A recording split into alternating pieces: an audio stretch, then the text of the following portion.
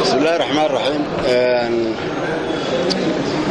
أنا ku hadlaya magaca hay'adaha warbaahineed ee saxaafadda Soomaaliland oo halkan kulan isugu yimid kadib markii maanta xukun lagu riday mulkiilihii iyo tafatirihii wargeyska Hubaal ee maalinlaha ay ka soo bixi jiray magaalada Hargeysa. xukunkaas xariga oo kala ah sanad iyo 2 sanadood ee lagu xukumay mulkiilihii iyo tafarihii wargeyska Hubaal waxaan u aragnaa mid sharci darro ah, mid cadaaladda ka fog iyo mid gardarro ah. sidaynu ognahay wargeyska mulkiilaha wargeyska Hubaal imika muddo laga joogo bil laba bilood waxa loo geystay weerar. waxa lagu soo weeraray isagoo gudanaya xilkiisii oo jooga xarunta wargeyska Hubaal. waa la wada socoteen oo nabaro ayaa halkaa ka soo gaadhay. dacwaddii arrintaa ku saabsanayd ilaa imika wax go'aana oo ay maxkamaddii ka gaadhay may jirin. waxaana aynu wada ognahay in xilligaa fal dembiyeedka lagu eedeeyey inuu ka yimid oo ay soo maleegtay xukuumadda Soomaaliland. eedayntaa xukuumadda Soomaaliland ilaa iminka kama jawaabin. maxkamadihii kiiska la horgeeyeyna kiiska may qaadin. waxa dabeeta dhacday in wargeyskii Hubaal haddana xayiraad lagu soo rogay iyadoo meherada oo aan xaq loogu lahayn in meherad la iska xayiro. cidi lacag kumay lahayn oo may ahayn meherad kacday oo maxkamad kiiskeedu ku jiray. waa la xayiray si idaariya ayaa garsoore inta la yidhi xereelaaliyaha qaranku warqadu intuu u qoray yidhi noo xayira waa loo xayiray.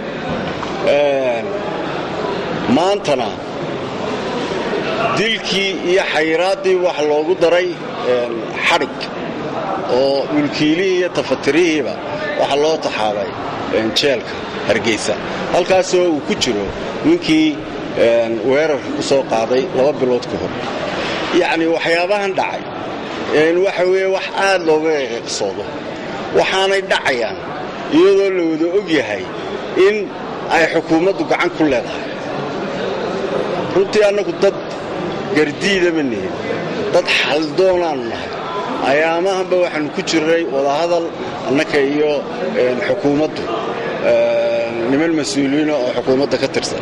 waxaanu doonaynaa in wixii mashaakil ee u dhaxeeya warbaahinta madaxa bannaan iyo dawladda la hagaajiyo, wax laga qabto. saaka markii xilwareejinta wasiirka cusub ee warfaafintu ay dhacaysay anigoo matalaya inta halkan joogta ee halkan imika ila fadhida ayaan ka hadlay. waxaan sheegay inaannu diyaar u nahay wax kastoo iskaashiya oo na dhex mara annaga iyo dawladda. markii aannu sidaa uga soo baxnay xilwareejintiina warkii noogu horreeyanu maqallay wuxuu ahaa xadhigga lagula kacay saxufiyiinta Hubaal. daba annagoo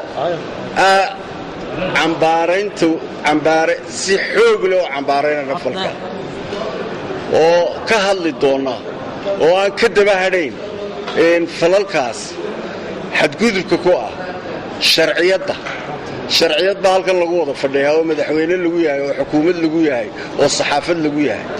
xeerka saxaafaddu miyaanu ahayn sharci? maxaa loogu tumanayaa lanoogu xukumayaa xeer ciqaabeed oo kii Soomaaliya ah? xeer Somaliland ay leedahay ayaa jira oo xeerka saxaafadda la yidhaah. maxaa loo dabiqi laayay? maxaa kii Soomaaliya lanoogu xukumayaa? Soomaaliya waanu ka go'nay.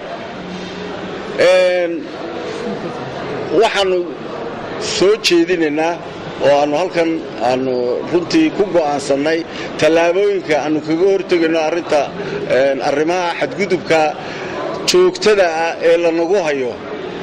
waxa weeye mid waa tan maanta dhacday, midna waxa weeye si aanu arrintaa wax uga qabanno xadgudubkaa joogtada ah iyo xeerkaa saxaafadda lagu tumanayo waxaanu furi doonnaa oo aanu maxkamadaha ka furan doonnaa dacwad dastuuriya si ay arrintani nooga dhammaato amba annagaa khalad ah oo dee oo malaha soomaaliya ayaynu weli ka mid nahay ama dee xeerka somalilan baa lagu dhaqmi doonaa oo dee annagaa sax ahaan doonna midina waxa weeye annagu arrintan xadgudubyadan isdabajooga ee dhacay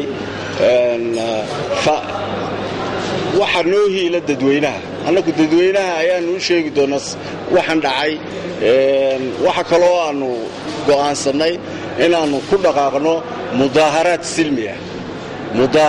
silmiya xaq baannu u leenahay inaannu mudaaharaadno dastuurkaa noo fasaxaya xukuumaddana waannu ogeysiinay miidiyahaannu ka ogeysiinaynaa qoraal ahaan baannu ka ogeysiinaynaa ogeysiin bay nagu leedahay siduu sharcigu sheegayo hadhow aan laysqabqabsanin oo la odhan lanooma sheegin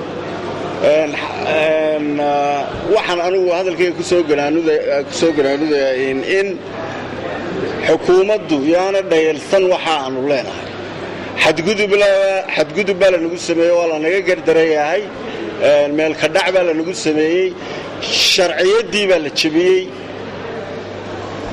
ee waxaa ka qabato. Wasalaamu calaykum.